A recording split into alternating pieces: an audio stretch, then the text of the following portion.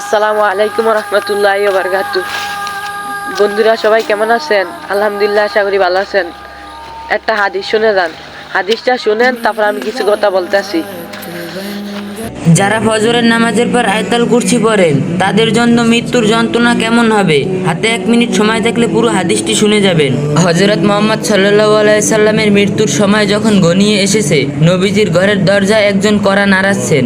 মা ফাতেমা রাদিয়াল্লাহু আনহা বললেন, বাবা, একজন নতুন লোক দেখলাম দরজার পাশে।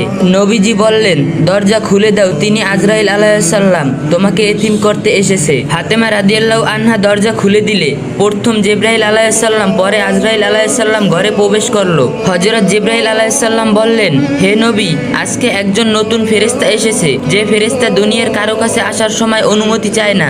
আজকে আপনার কাছে অনুমতি চাইছে। আপনি যেতে চাইলে সে আপনাকে নিয়ে যাবে, আর না যেতে চাইলে আপনাকে রেখে যাবে।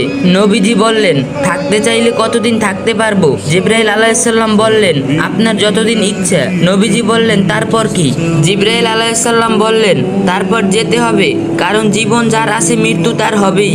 নবীজি বললেন, যেতে যখন হবে তাহলে এখনই আমি আমার আল্লাহর সাথে দেখা করতে চাই। হযরত আজরাইল আলাইহিস সালাম প্রথম নবীজির বুকের উপর হাত রাখলেন। নবীজি বললেন, আমার মনে হচ্ছে বুকের উপর উহুদ পাহাড় রেখেছে। নবীজি বললেন, কি রাখলেন আমার বুকের উপর? আজরাইল আলাইহিস সালাম বললেন, নবীজি, আমি জানি আপনি আল্লাহর সবচেয়ে সম্মানিত মেহমান, তাই আস্তে করে আমার হাতটা রাখলাম।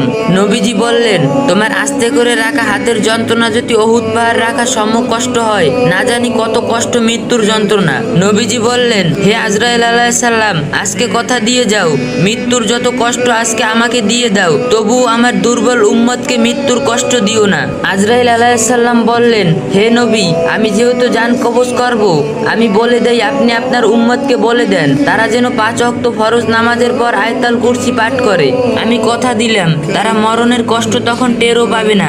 সুবহানাল্লাহ। আল্লাহ তাআলা আমাদের সবাইকে 5 ওয়াক্ত নামাজ পড়ার তৌফিক দান করুন। আর যে যত পারেন একটু বেশি বেশি করে কপি লিংক করে দিয়েন। তো গাইস, দেখছেন আমাদের নবীর উপরে আজরাইল আলাইহিস সালাম কি আচরণ করছেন, আর আমাদের উপর কি আচরণ করবেন? আমরা তো নামাজে পড়ি না, আয়াতুল কুরসি তো হইছে দূরের কথা। আসেন ভাই, আমরা যারা নামাজ না পড়ি, নামাজ পড়ি ঠিকঠাক মতে। আমরা তো আল্লাহ দুনিয়াত পাঠাইছে আল্লাহর ইবাদত করার জন্য। নামাজ আগে, তারপরে যত কিছু আছে সব পরে।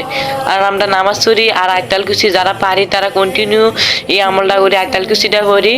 আর যারা না পারি তারা এইটা আয়াতুল কুরসিটা শিখার উদ্যোগ নেন, মোবাইলও বারবার শুনেন। আর কোরআন শরীফে সূরা বাকারার 255 নম্বর আয়াতে আছে, আপনারা সবাই শিকার উদ্যোগ নেন। আল্লাহ আমাদেরকে সবাইকে বুঝদান দাও। আমিন। আসসালামু আলাইকুম ওয়া রাহমাতুল্লাহি ওয়া বারাকাতুহু।